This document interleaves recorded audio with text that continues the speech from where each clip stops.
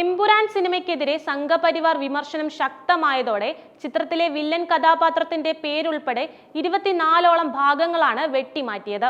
ബാബു ബജ്രംഗി എന്ന വില്ലന്റെ പേര് ബൽദേവ് എന്നാണ് മാറ്റിയിരിക്കുന്നത്. കുറ്റക്കാരൻ എന്ന് കണ്ടെത്തി കോടതി ശിക്ഷിച്ച ഗുജറാത്ത് കലാപത്തിന്റെ മുഖ്യ സൂത്രധാരൻ ബാബു ബജ്രംഗിയുടെ പേര് ചിത്രത്തിലെ വില്ലൻ കഥാപാത്രത്തിന് നൽകിയപ്പോൾ എന്തിനാണ് ഇത്രയും പ്രതിഷേധമുയർന്നത്? ചിത്രത്തിൽ ഗുജറാത്ത് കലാപം പരാമർശിച്ചപ്പോൾ ആർക്കാണ് പൊള്ളിയത്? സത്യത്തിൽ ആരാണ് ബാബു ബജ്രംഗി എന്ന് പലരും അന്വേഷിച്ചത് എമ്പുരാൻ വിവാദമായപ്പോഴായിരുന്നു. ബാബു ബജ്രംഗി അഥവാ ബാബു ഭായ് പട്ടേൽ ബജ്രംഗ് ദൾ ഗുജറാത്ത് നേതാവ്.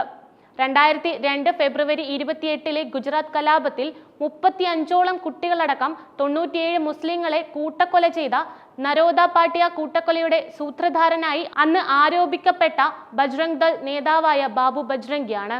മുസ്ലിങ്ങളെ കൊല്ലുന്നതിലും അവരെ കത്തിക്കുന്നതിലും ഞാൻ സന്തോഷിക്കുന്നു എന്നായിരുന്നു ബാബു ബജ്രംഗിയുടെ വാദം. കാരണം അവർ ദഹിപ്പിക്കപ്പെടാൻ ആഗ്രഹിക്കുന്നില്ല. ഇതിനു വേണ്ടി എന്നെ തൂക്കിലേറ്റിയാൽ പോലും എനിക്ക് സന്തോഷമേ ഉള്ളൂ എന്നും പറഞ്ഞ വ്യക്തി. തൂക്കിലേറ്റുന്നതിന് മുൻപ് 2 ദിവസം ഇളവ് തന്നാൽ ഇനിയൊരു 7-8 ലക്ഷം മുസ്ലിങ്ങളെ കൂടി കൊന്നു തള്ളാൻ തയ്യാറാണെന്ന് പറഞ്ഞ തികഞ്ഞ വർഗീയവാദി. 2002 ഫെബ്രുവരി 27 സബർമതി എക്സ്പ്രസിൽ 59 യാത്രക്കാർ ഗോദ്രയിൽ വെന്തു മരിച്ചതിൽ നിന്നാണ് കലാപങ്ങളുടെ എല്ലാം തുടക്കം.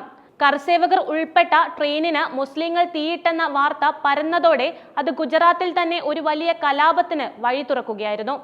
ട്രെയിൻ ദുരന്തത്തിന് പിന്നാലെ സംസ്ഥാനത്ത് വ്യാപകമായി കലാപം പൊട്ടിപ്പുറപ്പെട്ടു. 1000-ലധികം പേർ കൊല്ലപ്പെട്ടു. ഒട്ടേറെ സ്ത്രീകൾ കൂട്ടബലാത്സംഗത്തിന് ഇരയായി.